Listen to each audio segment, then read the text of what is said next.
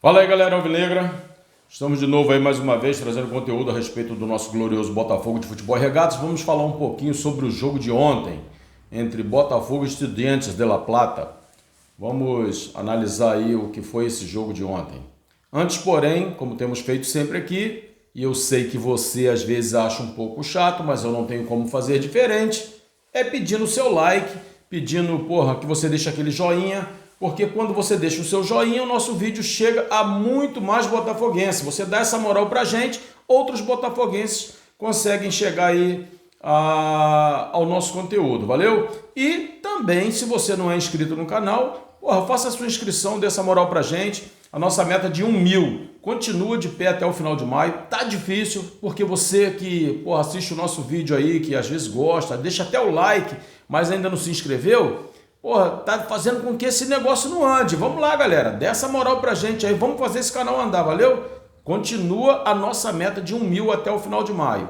Se a gente não conseguir, vamos continuar pedindo aqui, valeu? Obrigado pela força de vocês aí, eu sou muito grato a todos vocês que se inscreveram, que deixam o seu like, seu comentário, que dá essa moral pra gente aí, a cada vez que a gente traz um conteúdo aqui do nosso glorioso Botafogo de Futebol e Regatas. Vamos lá.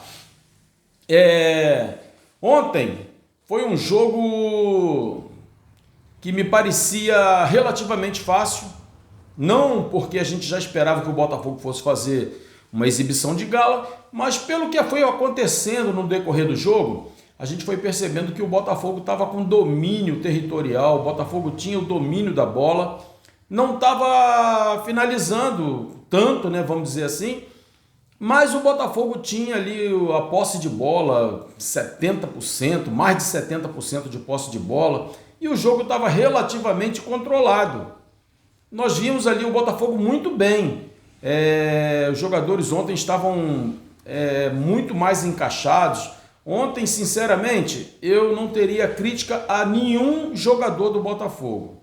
Eu vou dizer aqui um pouquinho de cada um daqueles que estavam em campo ontem, daquilo que eu vi. Pode ser que você aí do outro lado não concorde, e se você não concorda, deixa seu comentário aí, fala aquilo que você não concorda. Mas eu vi que ontem foi um jogo que nós não podemos assim reclamar muito dos atletas. A gente sempre reclama aqui dos atletas não estarem bem, mas ontem não foi esse jogo. Em dado momento, deu uma pane, deu um apagão ali na galera, mas é decorrência daquilo que acontece dentro do campo. O Botafogo foi marcar seu primeiro gol, se eu não estiver equivocado, aos 40 minutos do primeiro tempo. Mas o Botafogo tinha o domínio da partida e o gol fez justiça. Aliás, falando em justiça, eu sempre digo que, na minha opinião, só existe injustiça no futebol quando o erro é da arbitragem. Se o erro não for da arbitragem, eu não acho nenhum resultado injusto. Por exemplo, o time atacou pra caramba, botou 5 bolas na trave, o goleiro fez 25 defesas milagrosas, o time jogou na retranca o tempo todo, na primeira bola que eles foram lá, fizeram um gol e ganharam o jogo de 1-0. É injusto? Para mim não. Para mim não é injusto. Sabe por que para mim não é injusto? Porque o goleiro, ele está lá para fazer a defesa. Ele faz parte da equipe adversária. E se o jogador acertou a trave várias vezes, ele não teve competência para poder jogar a bola no lugar certo. E se o time foi lá uma única vez e fez o gol, ele foi competente e ele mereceu a vitória. Agora, quando existe interferência de arbitragem, aí para mim o resultado é injusto. Ontem, se o jogo termina empatado em 2-2, para mim seria um resultado injusto. Não porque o Botafogo jogou muito mais, mas porque houve interferência da arbitragem. Em lugar nenhum do mundo, aquilo seria marcado pênalti. Ele inventou o pênalti, O Gregori vinha com o braço tentando fazer aquela barreira em cima do adversário, com o braço por baixo do braço do outro adversário, olhando para a bola. Em nenhum momento o Gregori estava olhando para a bola. A bola bate no braço do cara e o juiz dá pênalti. É assim que funciona. Eu duvido ele marcar um pênalti igual esse de novo. Eu duvido que nos próximos jogos aconteçam lances como esse e ele venha marcar pênalti. Ou ele ou qualquer outro árbitro. Eu duvido que isso venha acontecer, Então, se o jogo termina empatado em 2-2, para mim teria sido injusto. Injusto porque houve interferência da arbitragem. Mas vamos lá. O Botafogo fez 1-0, começou o segundo tempo, o Estudiantes pensou em jogar, o Botafogo foi lá e conseguiu fazer 2-0, jogo completamente dominado, o juiz me inventa aquele pênalti e o time se descontrolou um pouco, né? E eu via no jogo de ontem que o Botafogo estava perdendo o meio-campo e perdendo o lado esquerdo do campo, não muito porque os jogadores estavam mal tecnicamente. Não, eu não vi desse jeito. Eu vi que o Botafogo estava perdendo o meio-campo e a lateral esquerda por conta de cansaço. Afinal de contas, Alex Telles subiu muito no primeiro tempo, voltava para a marcação, então ele se desgastou demais da conta. Assim como o Gregory e Marlon Freitas também se desgastaram muito.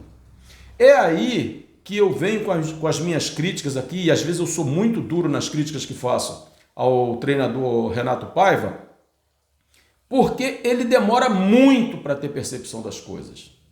Os comentaristas da televisão estão comentando, os torcedores comentam, nos grupos de WhatsApp que a gente faz parte, fica todo mundo comentando, todos os comentaristas veem a mesma coisa, só o nosso treinador que não enxerga. A partir do momento que saiu o primeiro gol do Estudiantes, e o Estudiantes começou a botar um volume maior em cima, dificultando ali a nossa marcação de meio campo, dificultando a nossa marcação pelo lado esquerdo, ele já era para ter percebido que ele precisava reforçar o meio campo. Na minha concepção, deveria ter tirado o Alex Telles há mais tempo, recuava o Cuiabano e botava ali o Jefinho, conforme ele fez, né? Mas ele teria que ter feito isso há muito mais tempo. Ele botou o Jefinho faltando 8 minutos para acabar o jogo. É esculacho isso, É esculacho. Então ele recuaria o Cuiabano, botaria o Jefinho mais à frente e substituiria o Marlon Freitas ou o Juan Cruz, como ele tirou, e botaria o Alan, botaria o Danilo, porque ele ia reforçar o meio-campo e ia reforçar o lado esquerdo. Então ele esperou o jogo ficar empatado para poder pensar em mexer, e ele tirou o Vitinho antes de tirar o Alex Telles. Ele tirou o Vitinho. E eu sou um cara muito crítico do Vitinho, eu critico demais o Vitinho, mas o Vitinho ontem estava bem na bola, O Vitinho não estava comprometendo o jogo. Ele não parecia estar desgastado fisicamente igual o Alex Telles estava. E ele mais uma vez vem naquela substituição. Eu estou tentando entender isso, mas não consigo. Ele mais uma vez tirou o Vitinho, botou o Matheus Ponte. Não que o Matheus Ponte tenha ido mal, entrou com garra, pegando e tal, beleza. Mas foi uma substituição, na minha concepção, desnecessária. Então acho que ele deveria ter reforçado ali o meio-campo, conforme ele entrou com o Alan e Danilo, já deveria ter feito isso há mais tempo, e reforçava a lateral esquerda. Pronto. Seria o suficiente para a gente poder continuar naquela pegada ali, amassando o Estudiante e fazer até mais gols, tirar até essa diferença de gols. Mas não, ele deixa a coisa chegar no limite. Eu fiz um vídeo ontem curto, ontem à noite, e eu disse o seguinte: ele parece que gosta de andar no fio da navalha, ele gosta de andar no limite do negócio, e aí fica muito complicado para nós que estamos do lado de cá, como torcedores, ver isso dessa maneira. Eu disse, eu falei isso no vídeo, e é verdade. Quando o jogo acabou, eu estava extremamente cansado. Parecia que eu tinha jogado aquela partida, de tamanha tensão que o jogo causou por conta dessa morosidade do treinador Renato Paiva. Infelizmente, ontem, para mim, ele foi o pior entre todos os jogadores. Vamos lá, falar rapidamente para o vídeo não ficar muito longo. O John não teve culpa nos gols que levou. Aliás, no pênalti ele foi muito bem, que o pênalti foi muito bem batido, o pênalti bateu na trave ainda e entrou, e se o pênalti não bate na trave, certamente bateria na mão do John. A bola passou exatamente onde dava, uns 5 centímetros para dentro, não teria sido gol. Algumas pessoas criticaram o Jair, né, no lance do segundo gol, que ele cortou mal a bola, mas o cara já estava totalmente desequilibrado, caindo, não vi culpa dele ali no gol. Então os gols eu atribuo muito o primeiro ao erro do árbitro e o segundo ao cansaço que já estava tomando conta. Mas eu gostei demais da atuação do Jair e do David Ricardo. Esse menino, o David Ricardo, joga de uma maneira muito discreta, mas joga sério, joga muito bem. Certamente vai ser titular na zaga do Botafogo, se não for vendido antes, vai ser titular. É muito bom jogador. Jair e David Ricardo, uma excelente zaga. O que pesa para esses dois meninos é a experiência. São muito jovens ainda e às vezes precisa de um cara mais cascudo para estar ali orientando, chamando a atenção, mas são bons jogadores. O Vitinho fez uma boa partida, gostei muito. Alguns analistas fizeram algumas críticas, eu particularmente achei que ele atuou muito bem. Alex Telles no primeiro tempo e início do segundo tempo, sensacional. Inclusive foi ele o autor da batida do escanteio que resultou no gol do Igor Jesus. Foi muito bem, depois cansou, deveria ter sido substituído, demorou muito para ser sacado do time, mas não porque tivesse mal tecnicamente, mas mal fisicamente, deveria ter saído. O Juan Cruz, a gente não vai esperar nunca do Juan Cruz jogadas como fazia como faz o Igor Jesus. Não tem como, não é dele. Mas mostrou que é um cara de área. Se for melhor trabalhado, se tiver mais pontas fazendo as jogadas, ele pode render. Não que seja bom jogador, tá? Falei aqui que eu acho tecnicamente muito fraco, mas pode ser uma boa opção para um banco de reserva. Pode ser, pode ser. Marlon Freitas e Gregory. Excelente partida. Gregory cometeu um erro, que eu lembro, um erro só. Demais foi o de sempre. Marlon Freitas parece que está voltando à forma, né, daqueles passes sensacionais que sempre deu. Muito bom, gostei. Igor Jesus, o mesmo jogador batalhador, aquele cara que incomoda a defesa, que ganha a maioria das bolas que são lançadas, é ele que ganha. Dificilmente ele perde uma bola para o adversário quando a bola é lançada. Muito bom. O Jefinho entrou meio morno, também com o tempo que teve não dava para fazer muita coisa. O Alan, mais uma vez, entrou muito bem no jogo, assim como entrou no jogo do Internacional ontem, entrou bem de novo. O Danilo entrou ali fazendo a contenção, a segurança, foi bem também.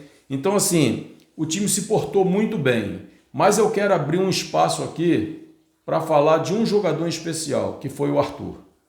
Já critiquei muito o Arthur aqui, e toda vez que for mal eu vou criticar, e toda vez que for bem eu vou elogiar. Eu acho que a nossa função aqui é essa. Criticar quando tiver que criticar e elogiar quando tiver que elogiar.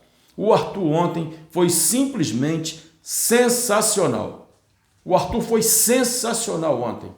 Ele fez de tudo ontem. Ele fez um golaço, ele deu assistência, ele driblou pela direita, ele driblou pelo centro do campo, ele driblou pela esquerda. Então, assim, foi um jogador ontem, na minha concepção, perfeito. Parabéns ao Arthur. A gente está vendo aí o Arthur voltando à sua forma da época de Bragantino. Não vou nem dizer da época de Palmeiras. Eu vou falar da época de Bragantino, que foi a melhor temporada do Arthur no futebol brasileiro. Então, assim, já começa a nascer um fio de esperança, porque esses jogadores estão apurando o melhor da sua forma física, o melhor da sua forma técnica. E isso é importante. Mas eu ainda tenho muitas restrições ao nosso treinador. Ele demora muito para raciocinar. Ele demora muito ver que algo precisa ser feito para que o jogo não descambe para uma derrota, para um empate do adversário. Ele ainda dorme muito durante o jogo. E ele precisa mudar isso. Ontem, após o gol de pênalti do Estudiantes, ele já deveria ter reforçado o meio-campo. Porque nós começamos a perder o meio-campo, começamos a perder a lateral esquerda, e ele demorou demais da conta para tomar uma atitude. Graças a Deus que Marlon Freitas deu aquele passe sensacional, Arthur fez uma jogada de craque e fez um golaço, um belíssimo gol e garantiu a vitória para o Botafogo. Graças a Deus. Esperamos que possa ser assim no domingo, diante do Flamengo, e nos demais jogos que vierem, que a gente possa estar aí com essa mesma pegada, com esse mesmo volume de jogo. E que não aconteçam essas bisonhadas de levar gol, às vezes, de maneira boba. Não que ontem tenha acontecido isso, mas já levamos muito gol bobo, que isso não venha acontecer. Galera, obrigado. Se você chegou até aqui, mais uma vez, deixa seu like, se inscreva no canal, compartilhe com seus amigos e que nós possamos fazer esse canal crescer. Valeu? Forte abraço, tamo junto e até a próxima.